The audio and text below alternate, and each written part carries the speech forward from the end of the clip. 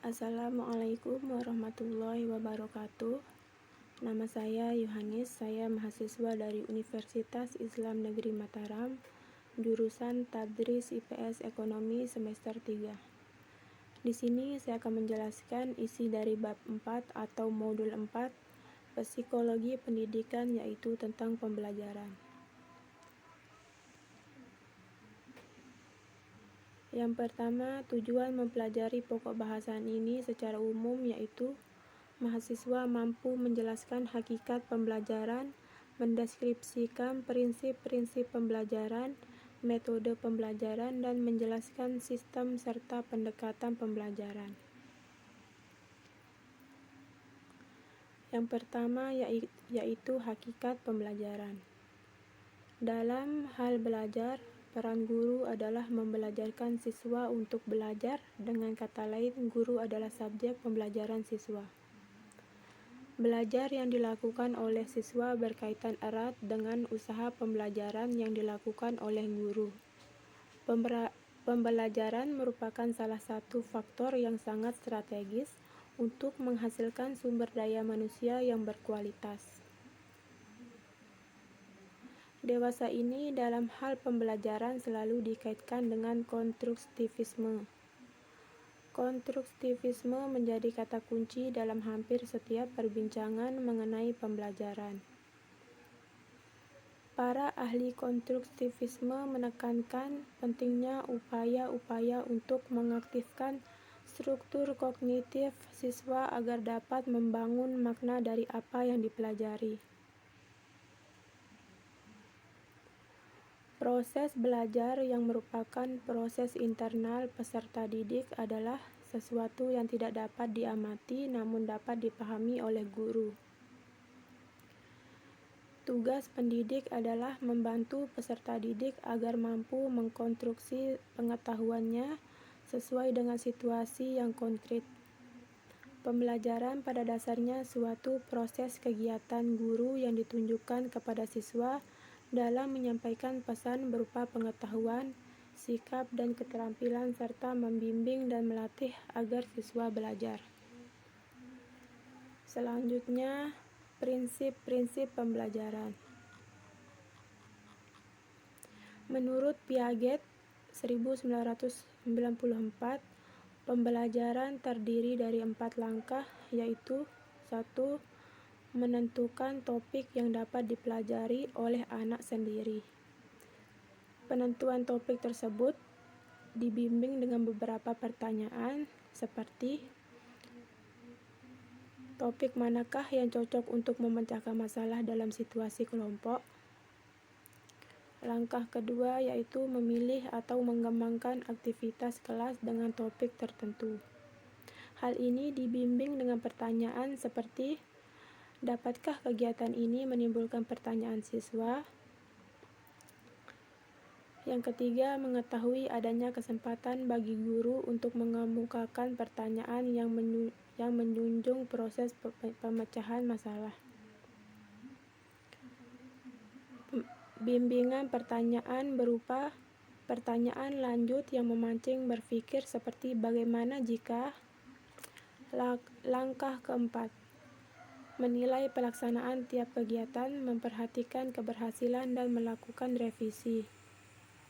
Bimbingan pertanyaannya seperti segi kegiatan manakah yang tak menarik dan apakah alternatifnya.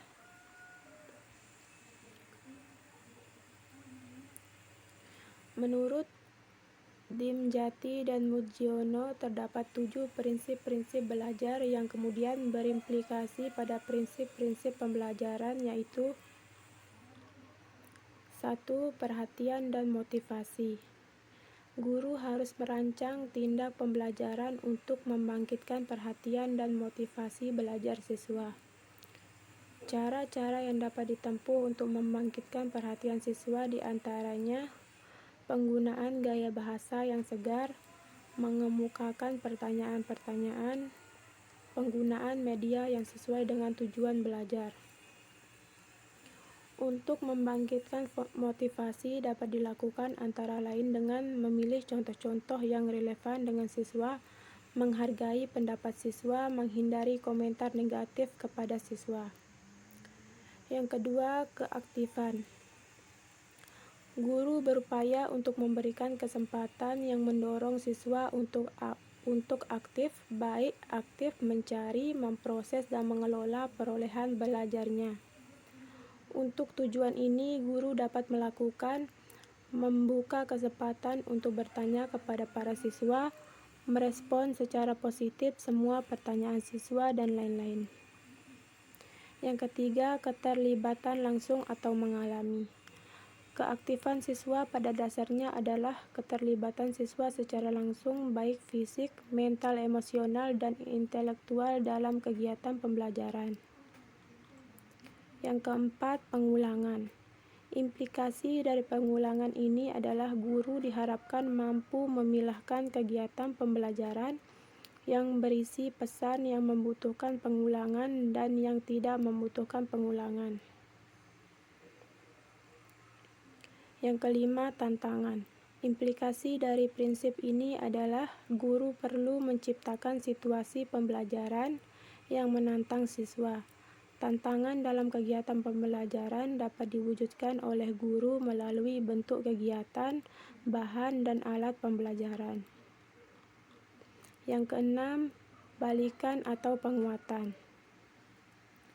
Prinsip ini mengandung implikasi bahwa guru perlu memberikan balikan atau penguatan sesuai karakteristik siswa.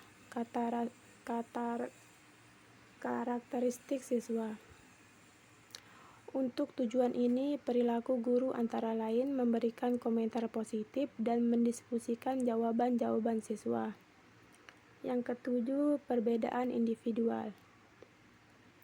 Siswa memiliki ciri khas individual yang membedakan antara satu siswa dengan siswa lainnya.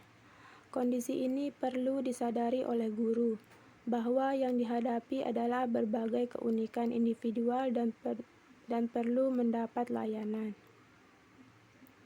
Guru perlu memberikan layanan sesuai dengan karakteristik individual siswa. Selanjutnya, C. Metode pembelajaran. Beberapa metode yang bisa digunakan yaitu metode ceramah. Metode ini sudah banyak dan sering dipergunakan dalam kegiatan pembelajaran. Ceramah merupakan penjelasan yang disampaikan secara verbal. Dalam menyampaikan informasi dengan melalui ceramah ini diperlukan keterampilan untuk menjangkau tujuan pembelajaran. Selanjutnya, nomor 2, metode tanya-jawab. Metode tanya-jawab adalah metode pembelajaran dengan mengajukan pertanyaan kepada siswa. Pertanyaan tersebut merupakan perangsang yang baik dan pemahaman suatu informasi. Ketiga, metode diskusi. Pembelajaran yang menggunakan metode diskusi merupakan pembelajaran yang bersifat interaktif. Ketika salah satu siswa menyampaikan informasi tertentu, maka yang lain mendengarkan. Dalam diskusi ini diperlukan keaktifan siswa. Yang keempat, metode kerja kelompok. Metode pembelajaran dengan kerja kelompok merupakan pemecahan masalah dan penyelesaian tugas dengan melalui proses kelompok. Yang kelima, metode simulasi. Simulasi adalah tiruan yang hanya pura-pura saja. Metode simulasi ini biasa dilakukan untuk melatih keterampilan tertentu dan memperoleh pemahaman tentang sesuatu konsep tertentu. Yang keenam, metode demonstrasi. Metode demonstrasi merupakan metode yang dilakukan untuk memperlihatkan cara kerja dan proses terjadinya sesuatu. Metode ini diharapkan dapat memberikan pemahaman yang lebih baik atas pertanyaan-pertanyaan seperti bagaimana cara mengaturnya, bagaimana proses bekerjanya, bagaimana proses mengerjakannya, dan lain-lain. Yang terakhir, metode tugas. Dalam meningkatkan pemahaman siswa tentang sesuatu hal, perlu dilakukan dengan pemberian tugas atau pekerjaan tertentu. Pemberian tugas dapat dilakukan dengan maksud tertentu, misalnya melatih analisa siswa tentang pembelajaran tersebut. Selanjutnya, pendekatan pembelajaran. Pendekatan pembelajaran ini merupakan suatu panutan yang berusaha meningkatkan kemampuan kognitif, afektif, dan psikomotorik siswa dalam pengolahan pesan sehingga tercapai sasaran belajar. Ada 4 macam tinjauan pembelajaran, yaitu pengorganisasian siswa,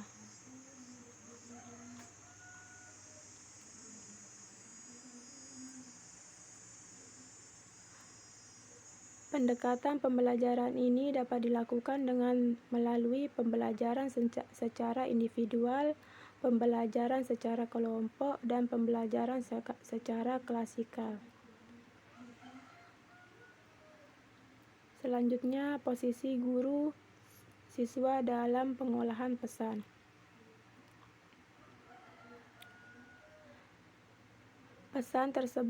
Dalam kegiatan pembelajaran, guru berusaha menyampaikan pesan kepada siswa. Pesan tersebut berupa pengetahuan, wawasan, atau keterampilan tertentu. Penyampaian pesan oleh guru ini berupa strategi ekspositori, merupakan kegiatan mengajar yang terpusat pada guru. Yang B, strategi inquiry. Model pengajaran ini merupakan pengajaran yang mengharuskan siswa mengolah pesan sehingga memperoleh pengetahuan, keterampilan, dan nilai-nilai. Selanjutnya, pencapaian kemampuan dalam pembelajaran. Siswa yang belajar diharapkan akan mengalami perubahan. Perubahan tersebut dapat meningkatkan kemampuan mental seperti ranah kognitif, afektif, dan psikomotorik. Yang terakhir, pengolahan pesan. Pengolahan pengalaman dalam meningkatkan jenis ranah bagi tiap-tiap siswa berbeda-beda. Hal itu disebabkan oleh proses pengolahan pesan. Ada 2 jenis pengolahan pesan, yaitu pengolahan secara deduktif dan pengolahan secara induktif.